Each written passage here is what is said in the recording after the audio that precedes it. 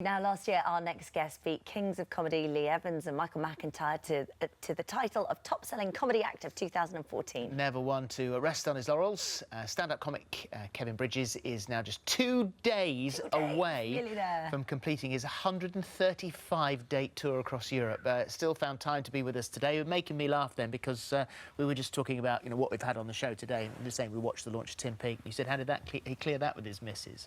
Just telling your missus you're going to space for 6 months. Pretty. Someone would be like, yeah, sure, go. Aye, she must be pretty tolerant. I want to apologise for my choice of attire. It's a bit casual. I had a brand new shirt looked at and everything, and in my suitcase a shaving foam tin exploded. Oh, no. So unbelievable. So just to get that out of the way. You can be very relaxed. You look really well. This is my autumn-winter collection. You look really well. You look like you've lost a bit of weight. I've lost a wee bit of weight. I've just I stopped boozing. I think the last time I was on the show, I was during my alcohol sabbatical, so I stopped drinking for 1 year. Did you? How was that? It was all right. That's how I lost a bit of weight. Just started exercising, but I'll be back. You're gonna. I'm 30 next year, so I figured I'll put a few stone in a savings account. Right. For later on in life. Like a pension plan, so I'll cash it in a few years. You've become mates with Noel Gallagher, haven't you? I'd planned to do a year, and then I went to see Noel Gallagher's High Flying Birds in the Hydro in Glasgow. I think it was on like week 51, and he was a big influence growing up listening to Oasis. Yeah. It's always been a dream of mine to have a beer. And then, well, no, obviously, no, a dream of mine to have a beer. Yeah, and he took us backstage, fridge full of beer, and I had to say to him, look, mate, I'm 51 weeks into the year. And he was totally respectful. He's like, right, you can't crumble. So you managed to do it? You need to see out the year. And then I felt as if I'd let him down. But and then you were going to meet him for a pint, weren't you? I met up a few Wasn't he weeks doing later. something else? Wasn't he going for toast, tea and toast with... I read this somewhere. I hope this is true. Oh, that's right. And, wow, you've done your research, Phil. Yeah.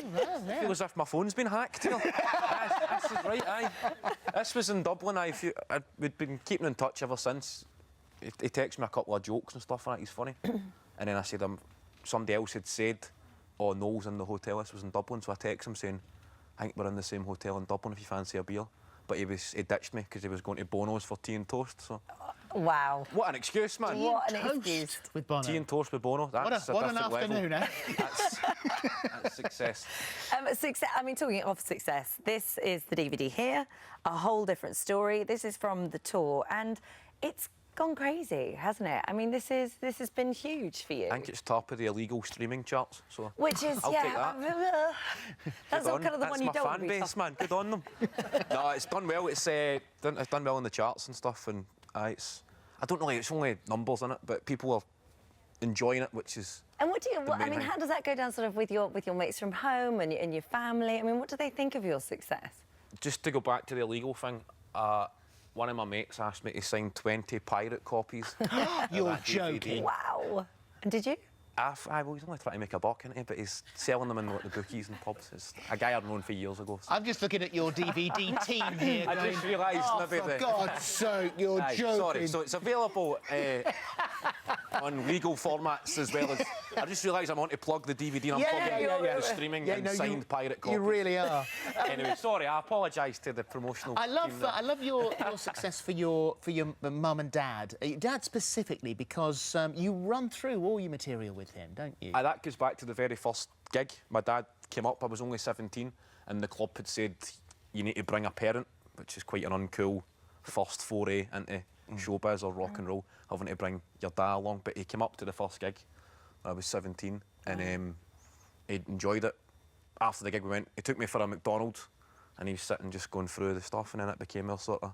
Because initially you don't get in to make it your career, you're only going to try it. Yeah. It's a hobby. See how it works. Like going to play badminton on a Tuesday night, I was going to play stand-up comedy. And do you run stuff by him? I mean, does he sort of your first person you test for stuff? The first few years, and then you start to realise there's a bit of quality control needed.